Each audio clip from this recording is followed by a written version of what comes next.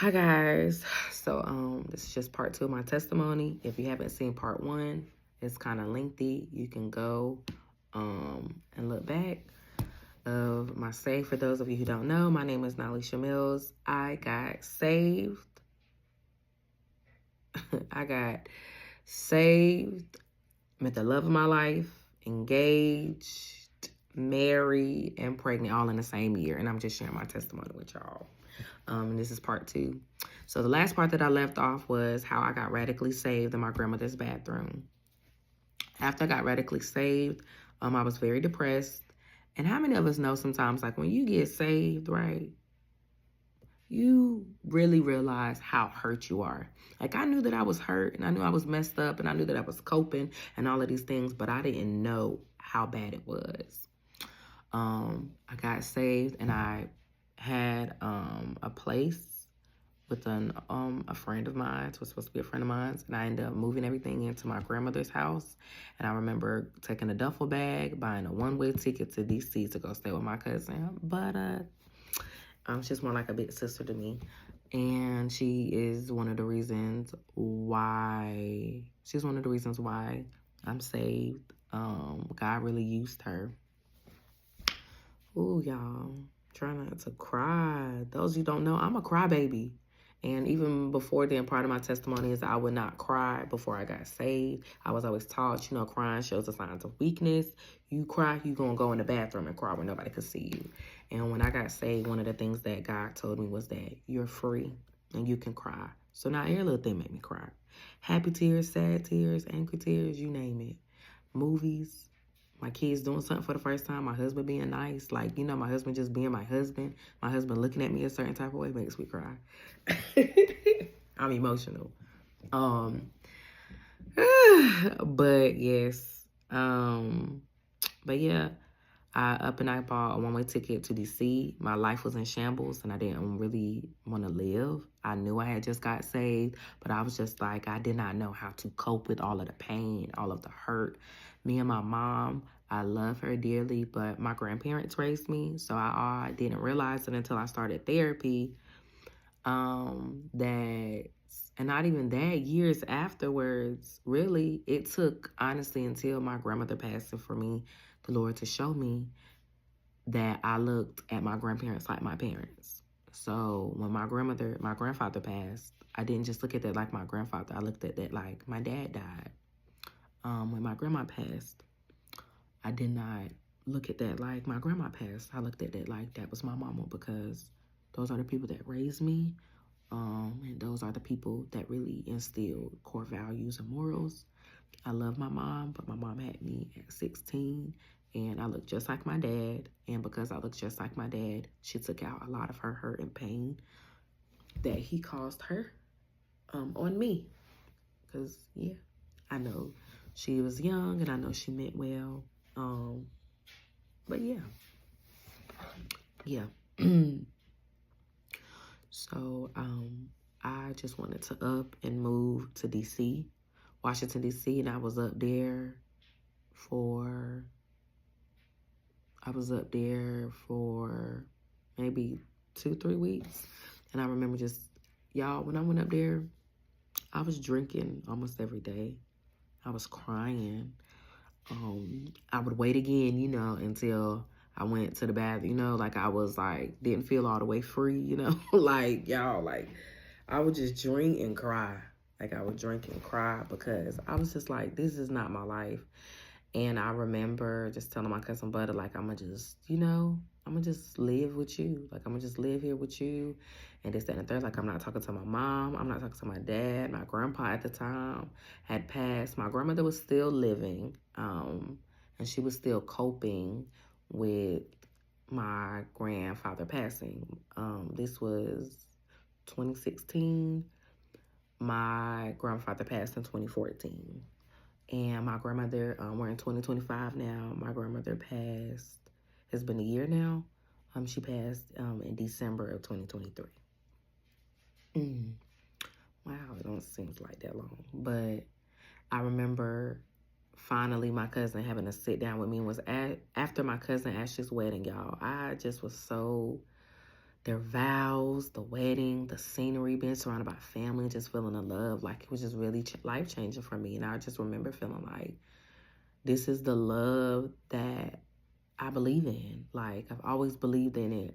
I've always seen, true love, even though I've seen horrible experiences of love, I was just like, love still exists. This is the type, this is what love is about. This is what life is about. Like, and I remember my cousin Butter sitting me down and saying, nah, that's what my family called me. I love you, but you cannot live here. You cannot up and move your life here. And I remember her even saying, I feel like you're supposed to be in North Carolina. Y'all, I was devastated because I don't want to go back to North Carolina. I ain't talking to my mama. I ain't talking to my daddy, my grandmother. The one person I barely seen cry, she's crying because she's still grieving my grandma. Sometimes she checks out. Like, North Carolina for me was a heartache. And it was just mess and turmoil. I'm still dealing with being sexually assaulted and the coping mechanisms from that. And not even just being sexually assaulted, but finding out that people I thought was my friends set me up. This is for me, was too much for somebody. And then not even that, having people not even believe you. Do you know how hard it is to come out and say what somebody did to you? And then have people say, oh, well, he seems like a cool guy. I don't think he did it. Jeffrey Demir, whatever his name is, I'm pretty sure he seemed like a cool guy. And look at all the people he killed. Like, I have such a different type of love and compassion for women that come out because it's not easy. And then the amount of support that it takes for people to believe women, it's not fair, y'all. And I'm so sorry for anybody who has to go through that. I'm praying for healing, and I'm praying that you know that it wasn't your fault and that God loves you, because that is what I had to learn. And that's one of the things that changed my life. In the midst of me dealing with all of that, I ended up calling my mom, who I hadn't talked to in a while. And I remember for the first time in my life, she apologized. And she told me that I could come back to her house in North Carolina and that I could live with her.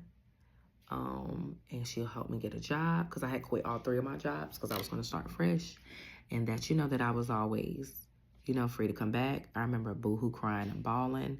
I remember my Uncle Tony and my Aunt Peaches, they dropped me off to my mom's. And me and my mom had started mending our relationship. I ended up getting a job in Durham, North Carolina. And it was a warehouse job. It was very crazy. It was very hood. And they stole my phone.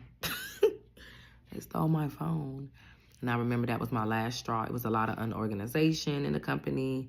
It was just like crazy. It was a warehouse job. I took it because why not? People used to make jokes saying they can't see me working at no warehouse. I'm like, y'all, my first job was in agriculture.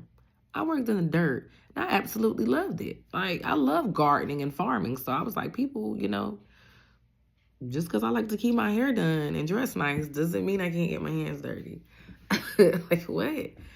But my mom ended up getting me a job. My mom ended up getting me a job. Yeah, my mom ended up getting me a job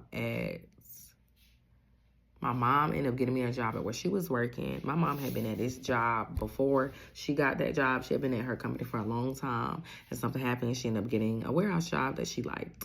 And it was actually at Kellogg's in North Carolina, in Cary, North Carolina. It was in Kellogg's. Like the cereal place. Yes. And I just remember, y'all, feeling hopeful in life. I came back. I would cold turkey, no drinking. I repented. I started reading my Bible. I was going to my home church. I started going to my home church, which is in Durham, North Carolina. It's called Union Baptist. At first, I was going to a Pentecostal church, United Pentecostal, but then I ended up going in high school, started going to Union Baptist. So I went from Pentecostal to a Baptist church.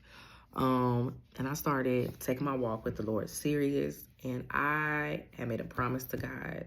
God, I'm celibate. The next person that I am intimate with is going to be my husband, and I'm sticking to that. Yeah, I was sticking to that. So I remember on my first day, y'all, because now y'all, I know some of y'all like, okay, get to the part. I'm getting there, y'all. I just needed to give y'all a little backstory of how we got here. Matter of fact, yeah, this is because I know how it be sometimes when people do the super long videos. So that's why I keep breaking it up. So I'm going to stop for part 2 right now, but I'm going to go ahead and post part 3 because in part 3 is going to talk about how the Lord orchestrated me and my husband, my now husband, to me. And it's going on 9 years, y'all. Can you say God is good? So thank you if you watched this far. Thank you for watching. Like I said, I'm gonna go ahead and post part 3. If you like this, go ahead, but I gotta get this out. Love y'all. Talk to you soon.